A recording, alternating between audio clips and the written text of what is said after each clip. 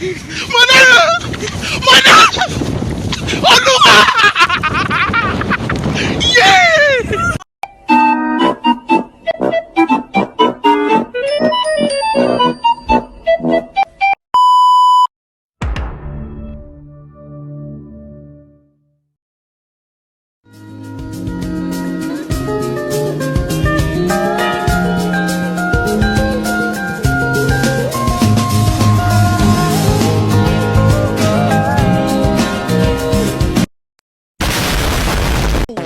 Hello family members, welcome back to my channel. It's me Agukat. Assalamualaikum warahmatullahi wabarakatuh. Halo semuanya, selamat datang di channel saya Edukasi Terkini. Pertama-tama perkenalkan, nama saya Muhammad Fadli, dan juga ada teman-teman saya Naufal Arham, Nani Ayu, dan Nabila. Teman-teman, di sini saya mengajakin kalian buat cari tahu tentang ragam bahasa.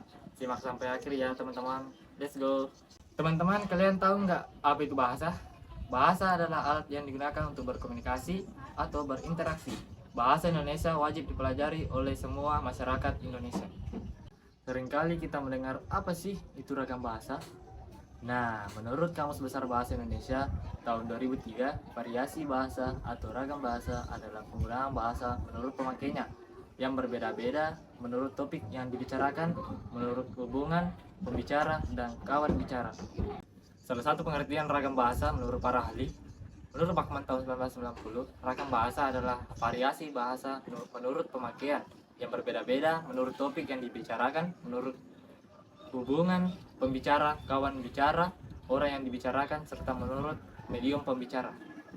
Dapat disimpulkan, ragam bahasa adalah sebuah variasi dalam berbahasa yang muncul karena adanya keragaman manusia dalam berinteraksi. Munculnya ragam bahasa karena tidak seragamnya penggunaan bahasa. Pada penggunaan variasi bahasa ini disesuaikan dengan situasi yang berlaku, diantaranya faktor sosial, situasi, topik, dan tempat berlangsungnya komunikasi terjadi. Mungkin kita sering bertanya-tanya tentang apakah jenis-jenis ragam bahasa. Tentunya ragam bahasa memiliki jenis-jenisnya.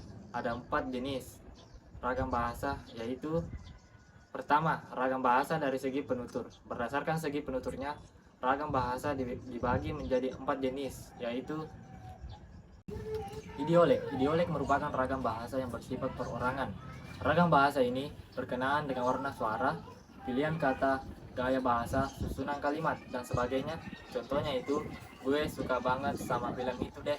Penggunaan kata gue sebagai idolek untuk saya. B. Dialek. Dialek merupakan ragam bahasa dari sekelompok penutur yang jumlahnya relatif, yang berada pada suatu tempat, wilayah, atau area tertentu. Contohnya, mau ki pergi mana?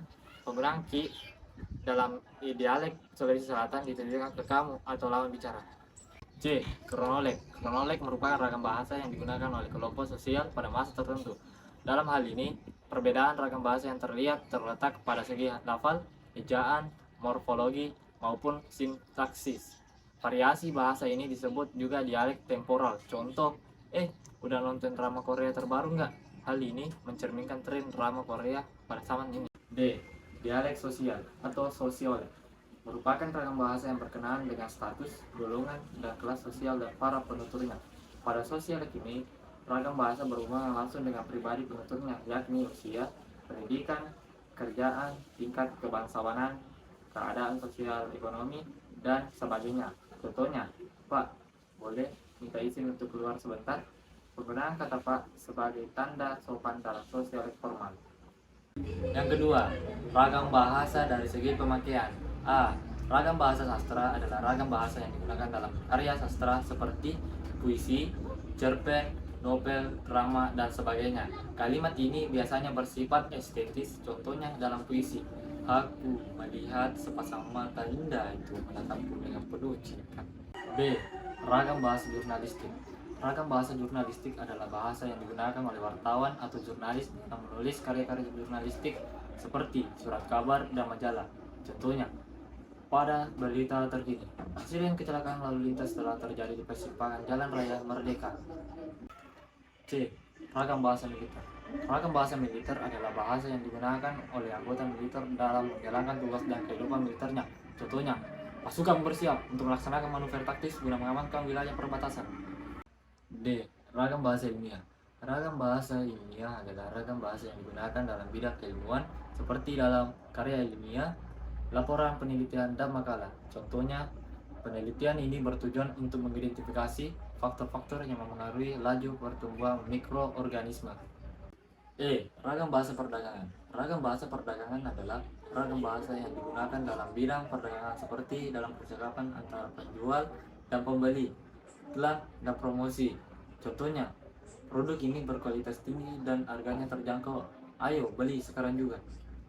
3. Ragam bahasa dari segi keformalan. A. Ragam baku.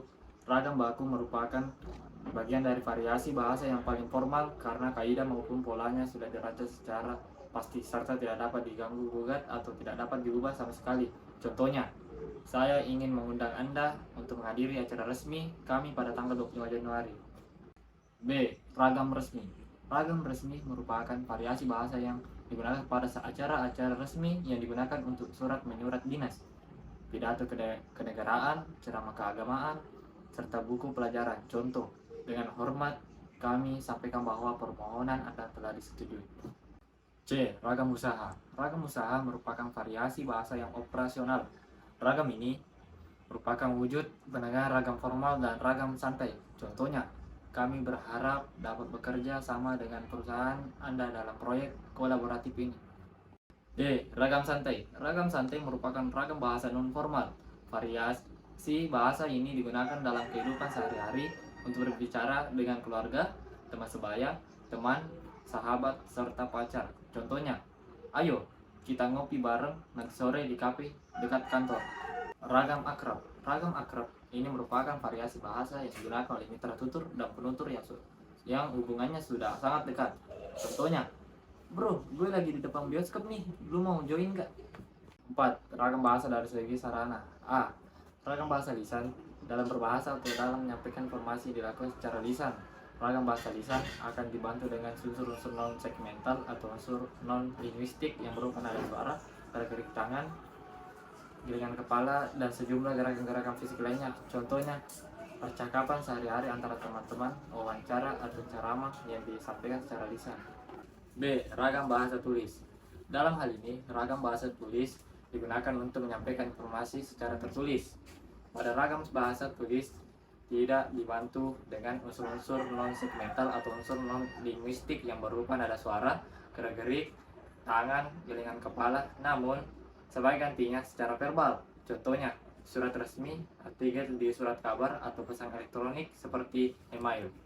Nah, itulah tadi materi terkait ragam bahasa. Berdasarkan materi yang telah saya bawakan, dapat disimpulkan bahwa ragam bahasa adalah jenis-jenis atau macam-macam bahasa yang harus digunakan sesuai dengan waktu, tempat, lawan bicara, kondisi, dan lain-lain. Semua faktor itu harus diperhitungkan untuk menggunakan ragam bahasa yang tepat dan benar.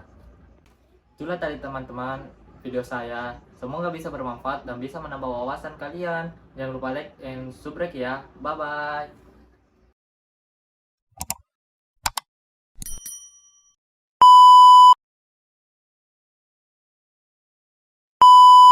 Assalamualaikum warahmatullahi wabarakatuh.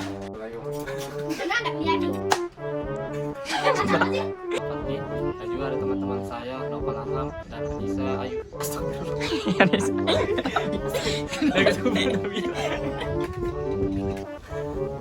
Ragam bahasa ini idiotek. Gue ragam atau area tertentu.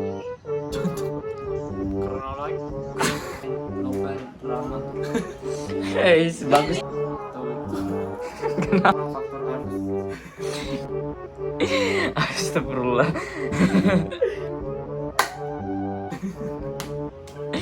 Coba sekali aku membaca.